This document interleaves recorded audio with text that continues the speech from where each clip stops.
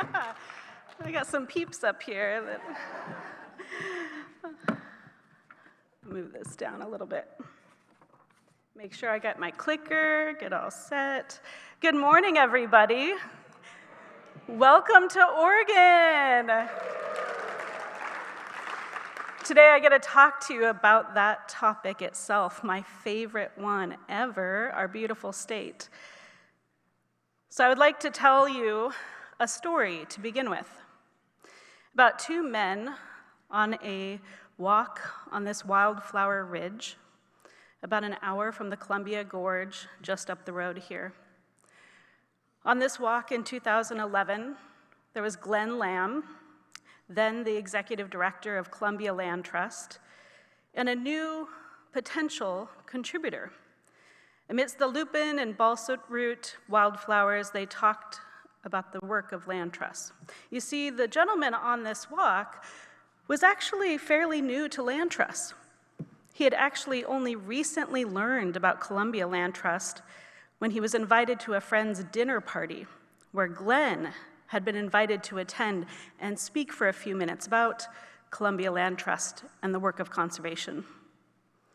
So I take you back 12 years to the Ridgeline Walk because this was a watershed moment for Oregon conservation, for Oregon land trusts. You see, two incredibly important things happened on that walk because of two incredible people. John Gray was a philanthropist with deep and very humble Oregon roots, and he was thinking about making an impact, a legacy for Oregon's natural resources. But more importantly, he was curious and he was a really good listener. Later, after that walk, he would say that going into that conversation, he assumed that his legacy, his family's legacy, was going to be purchasing one iconic keystone place in Oregon. But on that walk, his gaze lifted. That is because Glenn was also listening. He listened when John spoke about his own interest in bridging divides, in building a broader conservation community. And in response, Glenn took a pretty big leap of faith. He listened and he took off his organizational hat and he asked John to consider what a gift might look like to enhance the entire capacity of land trusts in the state. Thankfully, John accepted that invitation. Within the next year, John Gray made a $10 million 10-year investment in capacity building for Oregon land trusts.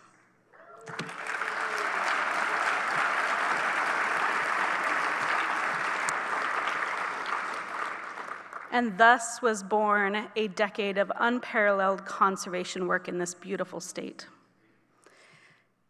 The Land Trust Alliance also took a leap of faith, embracing the role of facilitating those funds into the hands of Oregon land trusts by creating a grant program called the Advancing Conservation Excellence Program, or ACE. We are all here together because of these leaps of faith. And also, FYI, hot off the press, down at the Land Trust Alliance booth, you can find a report that summarizes the phenomenal impact of that decade of funds. Make sure you pick up a copy, but if you don't, I'm going to hit you with some of the highlights. 246 capacity building grants were provided to 25 land trusts in Oregon.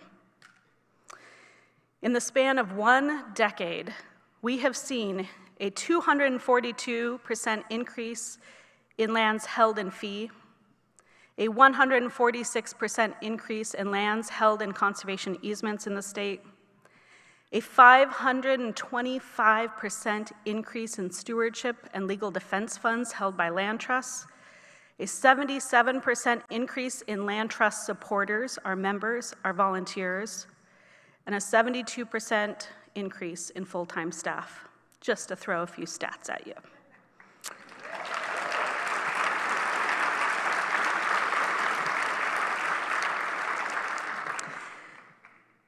ACE also critically provided support for the formation of the Coalition of Oregon Land Trusts, our beloved and badass state association that has grown and excelled beyond anything that we possibly could have imagined when we were writing the bylaws back in 2011. And perhaps our most important work to date, the Gray family's investment has helped to launch the Oregon Land Justice Project, a collective commitment of Oregon's land trusts with our tribes to expand Indigenous access, ownership, and stewardship of land. So talk about impact.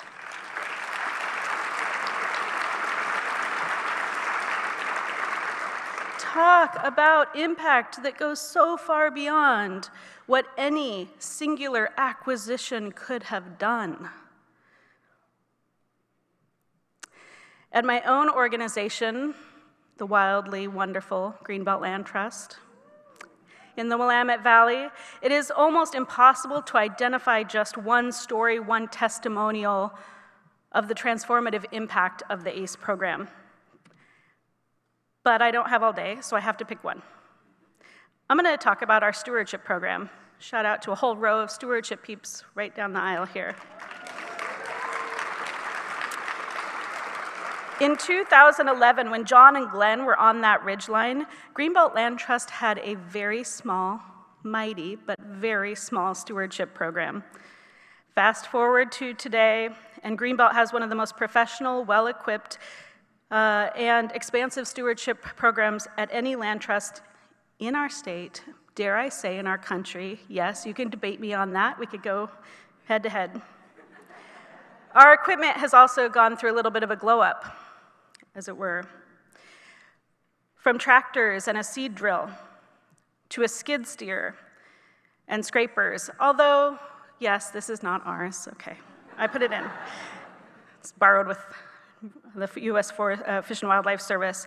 Our staff and partners are writing the book on transforming Willamette Valley landscapes, transitioning conifer-dominated forests into oak woodlands, and transforming marginal farmland into functional floodplain forests. And ultimately, these protected and restored lands have led to a boon for the species that depend on them. We know this, right? It's not rocket science. You build it, they will come. In the Willamette Valley, we have celebrated a wild ride of downlisting and delisting of endangered species over the last 5 to 10 years. From Fender's blue butterfly to golden paintbrush, Bradshaw's lomatium, and Oregon chub. This is only in a decade, people.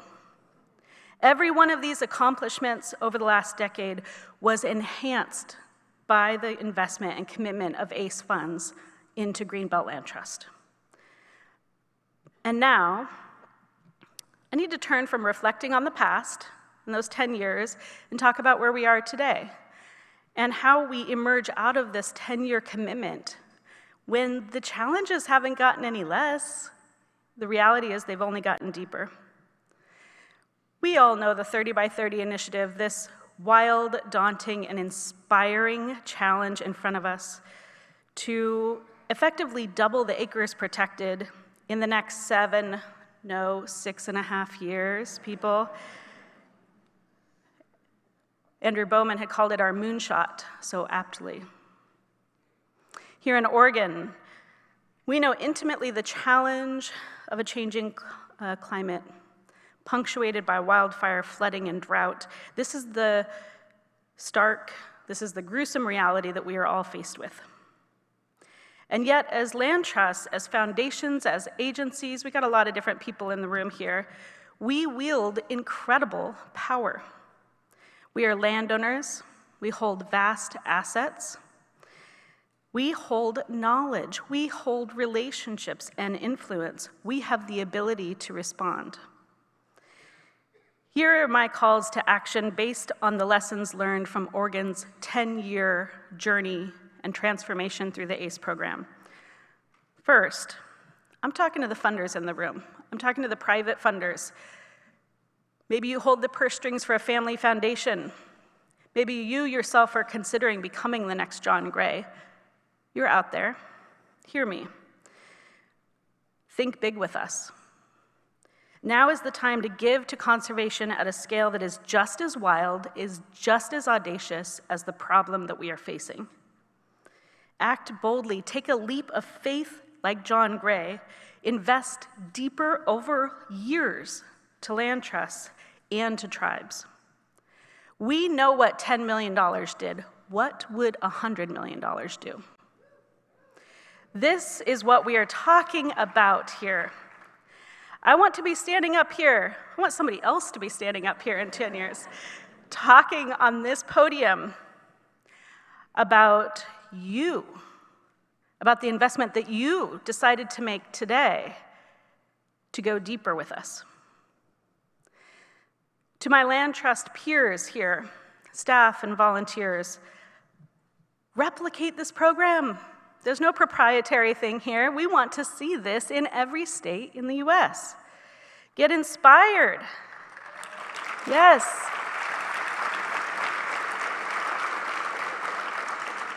Get inspired by the audacity of Glenn Lamb to think about the needs beyond your own budget. Are you ready to invite the right donor who comes to you to redirect a major gift away from your organization that will rise the tide for all of the land trusts? Are you ready to do that? Rather than competing for a slice of the pie, let's bake a bigger damn pie.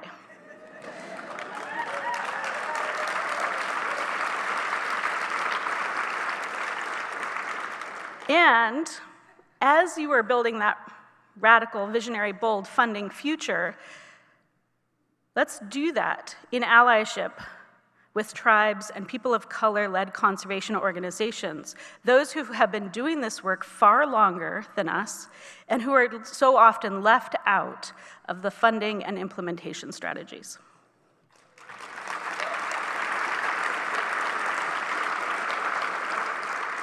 Now I'm going to talk to our agency partners here in the room.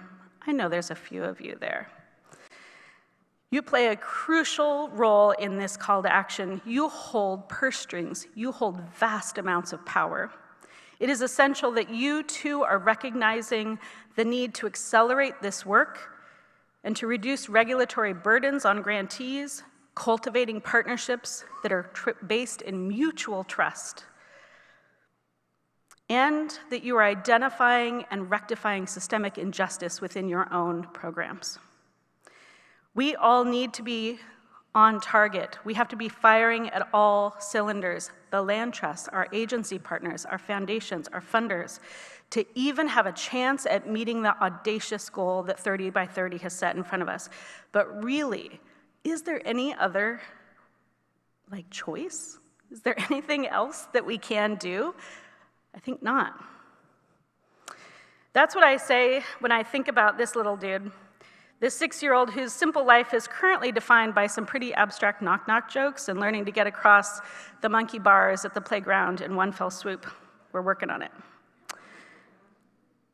This guy is facing a future where the global temperature could be 2.4 degrees Fahrenheit warmer by the time that he has a grandchild sitting on his lap. One generation, less than one generation. And I don't have to tell this audience about the catastrophic impacts associated with that 2.7 degree shift. We know it. More than ever, the urgency is palpable. We all feel it. I'm not telling you anything new. And more than ever, we need bigger and longer investments made in service of conservation. And more than ever, we, and I mean the land trusts, I mean the agencies, I mean our funders, we need to be thinking big, acting boldly, and demanding radical thinking from ourselves and from each other. Thank you from Oregon with love.